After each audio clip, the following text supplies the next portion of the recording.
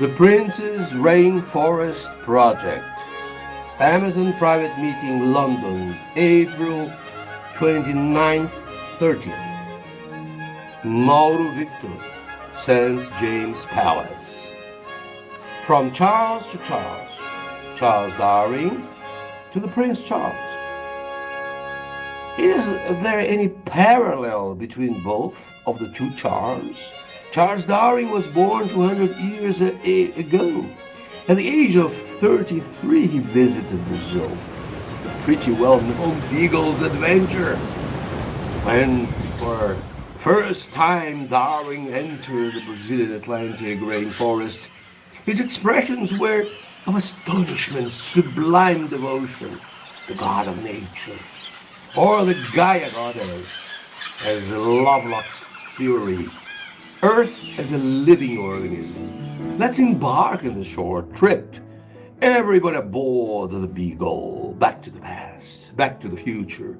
One relevant point, studying our Brazilian rainforest, Darwin perceived the very fundamentals of his late evolutionary theory. Before Darwin. But let me address the evolutionary history of the Brazilian rainforest since the tertiary period. Amazon and Atlantic rainforests were twin forests, covering over 70% of our territory. Because of this bridge, so many species are common to both forests. Later on, due to the climatic change, they divorced and split up into two blocks, as seen in the map to the right. At Darwin's time, let's have a look at the Atlantic rainforest, which covered the state of São Paulo by 1832 when Darwin visited Brazil. 80% covered by a dense rainforest. And now the tragic situation by 1973. This green tissue, old growth, had been reduced to 8%. The drivers, coffee plantation, mainly for export, the railroad network, cattle raising, urbanization, road network, other crop lands, and so on. That is today's very well-known model, shifting cultivation, slash and burn in commodities.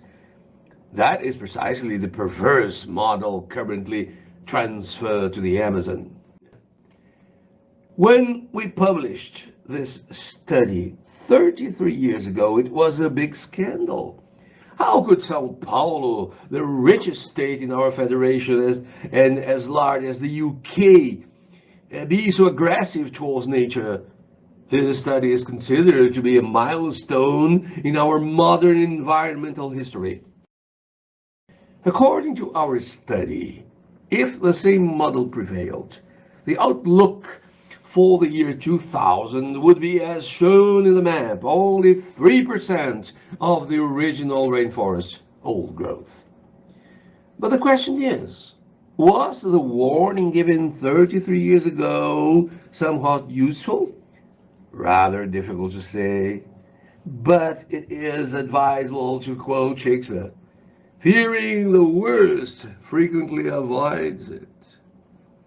We can say that a dramatic effort has been done since 1973. Since then, a structural policy has been put in place. Law enforcement, capacity building, public awareness, and NGOs participation, environmental education and technological improvement, ecological and economic zoning.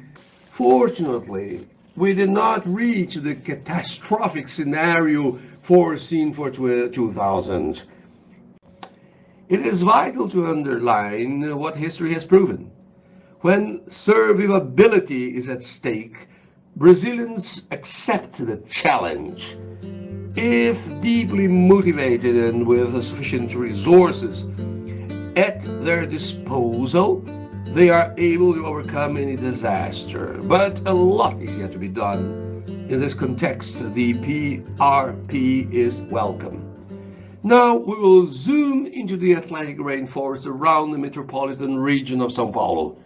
the Green Belt, a preserved rainforest surrounding what will be the largest urban shadow in the Americas, projected by UN. A population almost as large as the Amazons. This very hot spot is half the size of the Netherlands.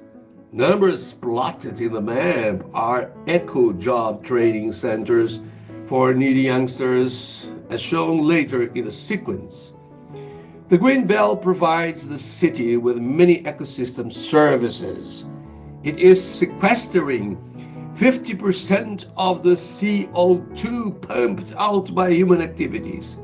It is an impressive climatic stabilizer.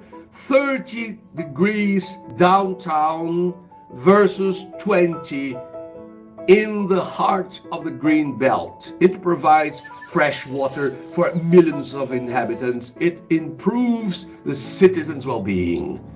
But urban and peri-urban limits show some dramatic contrasts.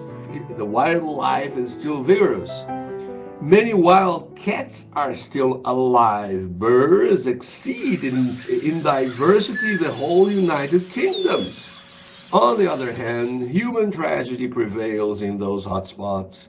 Close to the Green Belt boundaries lives a population presenting one of the lowest human indexes in Brazil. Shantytowns, slums, unemployment, malnutrition, drug addiction, and violence are still present here.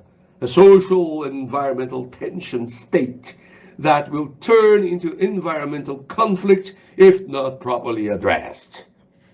In this context, it was launched the Youth Program, Environment and Social Inclusion, agroforestry, social forestry, education, and eco-jobs are the key issues. Similar to is the project Youth Training and Income Generation through Forestry Activity in the Amazon. This initiative aims at training poor youth communities in the Amazon in sustainable forestry activities by means of enabling a network of teachers involved with professional education. Now, we come to a conclusion. We do believe that humankind is facing a crucial challenge. The Gaia's health is a matter of vital concern. Evolution or involution in the world rainforests. H.R.H. Prince Charles states himself, if rainforests are lost, then the world loses the fight against climate change. At the heart of the problem is the fact that the forests are presently worth more dead than alive. So far, we have only learned to use 1% of tropical forest ponds, but already 25% of medicines originate from them. The PRP states that global rainforests are disappearing at a quite alarming rate, 15 million hectares a year. In areas larger than England and Wales altogether, such figures are consistent with that one shown in our recent book, Brazil, Tal Natural.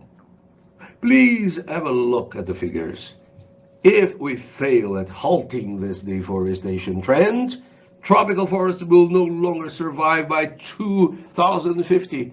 We are to have only 4% of the pristine Amazon rainforest as shown in the worst scenario map at the bottom right.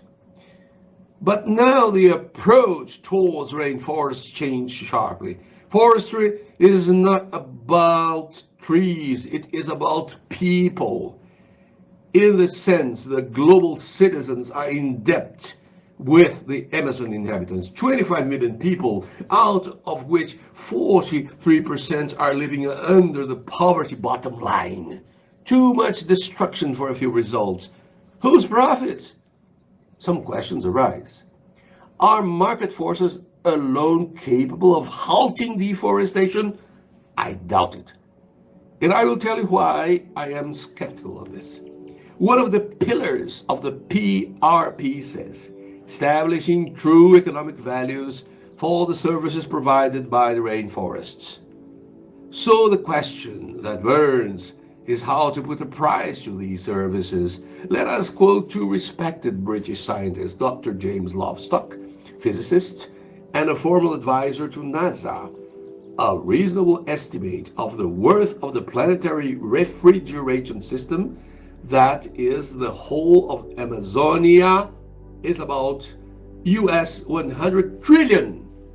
On the other hand, Sir Nicholas Stern, advisor to HRH the Prince, sustains that the economic effects of the climatic disaster will match that of the First and Second World Wars. If the climate issue is not properly addressed, the world GDP could be affected up to 20% in the long run. So far, it is survivability we are talking about. And in this sense, the rusty evaluation tools of orthodox economics like GDP, payback, risk capital, and many others of this kind are incipient. We are challenged to find other sound mechanisms of evaluation, seeking the very fundamentals of the environmental economics. And for me, this is extremely coincidental with that what the PRP states. The task is to review, develop, and propose practical mechanisms that acknowledge the true value of the ecosystem services provided to the world remaining forests. And there is more. The carbon market as a viable solution is currently being questioned by the PRP. Carbon cap and trade schemes are developing, but are in their initial stages, with the price of carbon too low to achieve any meaningful impact. Will a sort of social Darwinism prevail? Back to the jungle? Will human society follow the laws of evolution, where only the strongest will survive? Struggle for life? Competitiveness at its utmost limit? Of course not. History has proven that this is suicide. Those are not a path for a common future. Cooperation and mutual understanding is the only way ahead. We are convinced that the wealthy North will no longer survive apart from the South. Back to jungle. But where is the jungle? No jungle at all. The very destiny of humankind at stake. Some famous thinkers sustain that Darwin has been the most notorious scientist of all times, even more than Newton or Einstein. We are sure that this ranking is of no use. Nonsense. All of them knew the very essence of life and the real treasures of the universe. When Einstein was asked about the Third World War, his answer brought up a dramatic premonition. About the Third World War, I cannot say anything. But certainly the fourth one will be with sticks and stones.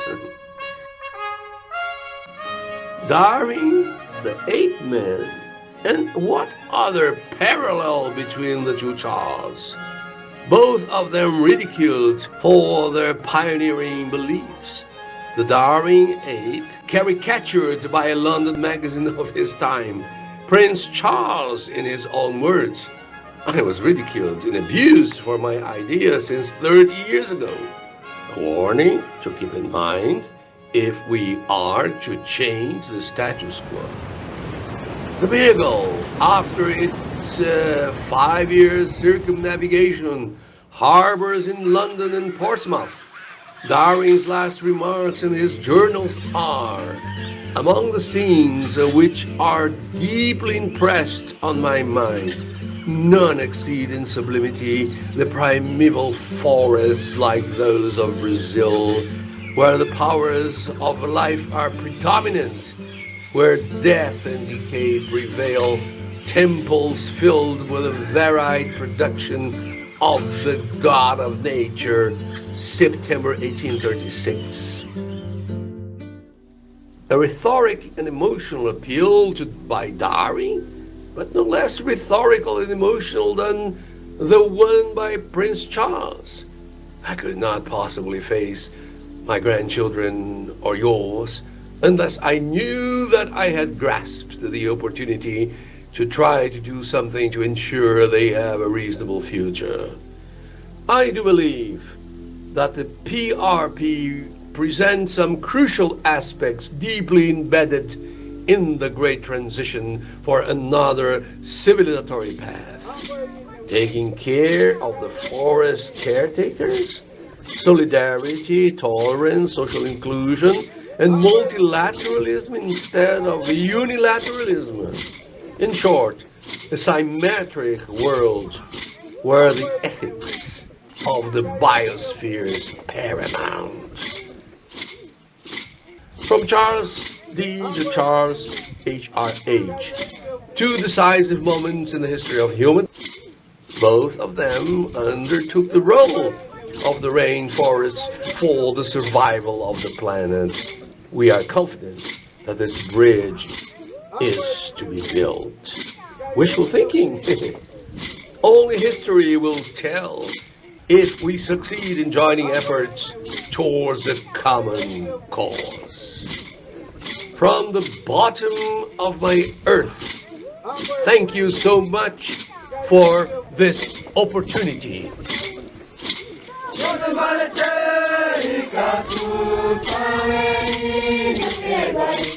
Namun yang